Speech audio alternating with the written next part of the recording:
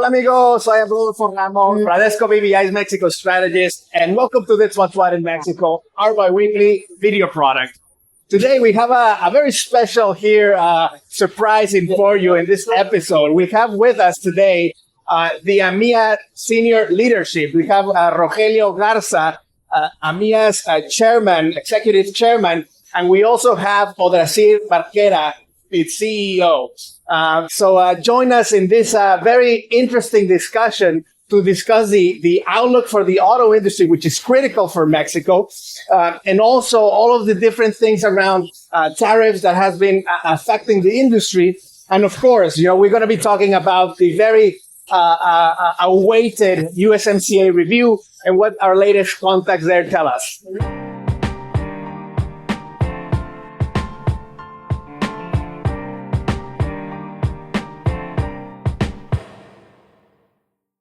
Well, welcome, amigos. As we normally do in this episode, we're going to be covering three topics. First, we're going to be kicking off with the industry outlook for the auto industry.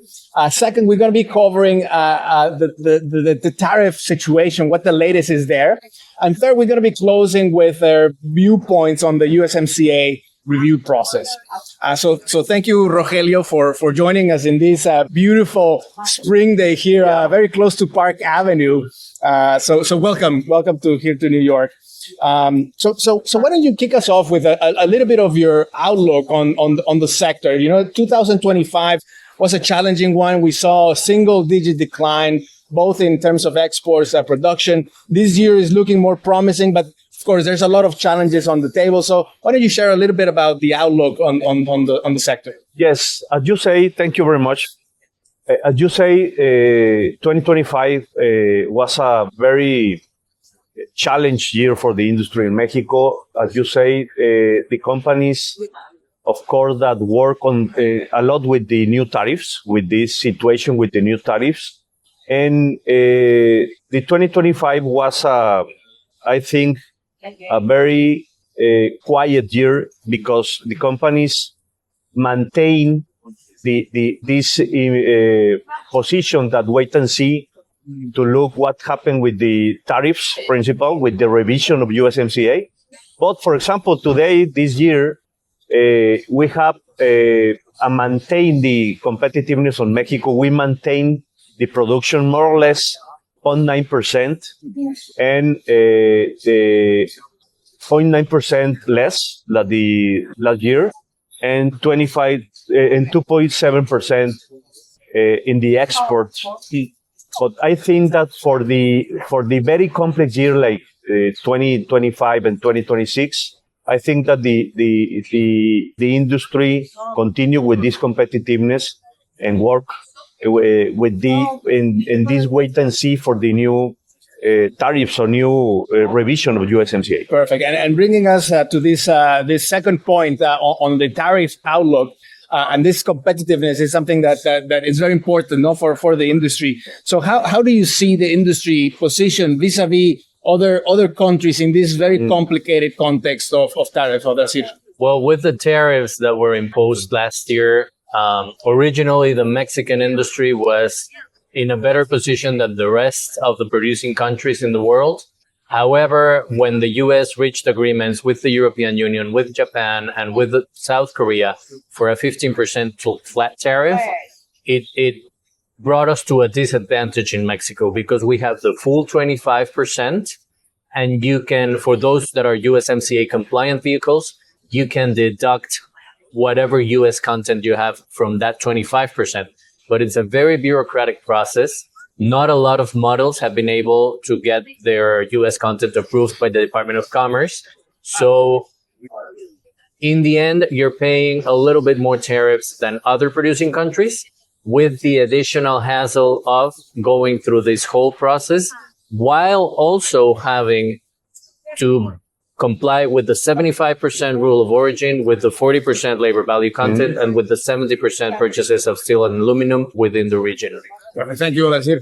And this brings us to the third and final point here on the USMCA review outlook. And and this is precisely what you're here, right? You're trying to address this issue on the tariff side, and moving along with the USMCA review. I know that you are going to be heading later today to DC. So can you tell us a little bit about the outreach that you're doing with the U.S. Counterparts, and what's the outlook there? Yeah. Well, part of our expectative in our trip to DC is work with some part of the industry, our counterparts in U.S., with the associations of our industries in U.S., the both, and work, for example, I don't know, we need to talk about the rule of origin. If we need to move some rule of origin or work for a rule of origin that is strong the region value chains. We need to work a lot in this rule of origin. We need to work about, for example, China. What is the role of China in this new, with the new rules with US and the USMCA? And we need to work a lot with this rule of origin with China and with the value chain. We need to get more strong the value chain for the region, for North American region, and we work together as a region, Canada, Mexico, and US. Perfect. And just perhaps to close here with Odracir, there has been this concern around Chinese participation in the Mexican economy, and in the auto sector as well. Has been a controversial issue. So how is the industry navigating some of these complex themes? First of all, I think it needs to be clear that Chinese participation in the Mexican automotive industry is very insignificant. You have the domestic market on the one hand, where they do have more participation, but you have the core of the industry, which is production and exports, and they're not there.